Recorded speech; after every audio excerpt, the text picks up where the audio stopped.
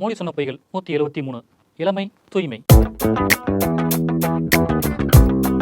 கார்கில் வெற்றி தின 25வது ஆண்டு விழாவில் 2024 ஜூலை 26ஆம் தேதி லடாக்கில் பேசிய பிரதமர் மோடி, ராணுவத்தை போருக்கு ஏற்றதாக தொடர்ந்து இளமையாக வைத்திருக்கவே அக்னிபத் திட்டம் கொண்டு வரப்பட்டது. ஆனால் அதை வைத்து எதிர்க்கட்சிகள் அரசியல் செய்கின்றனர் என்றார். ராணுவத்தை போருக்கு ஏற்றதாக தொடர்ந்து இளமையாக வைத்திருக்கவே அக்னிபத் திட்டம் கொண்டு வரப்பட்டது என்றால் ஏன் மோடியின் அமைச்சரவையை தொடர்ந்து தூய்மையாக வைக்கவில்லை? 2024 நாடாளுமன்ற தேர்தலில் வென்று 3வது முறையாக ஆட்சி அமைத்த போது மோடி அமைச்சரவையில் 72 பேர் இடம்பெற்றனர்.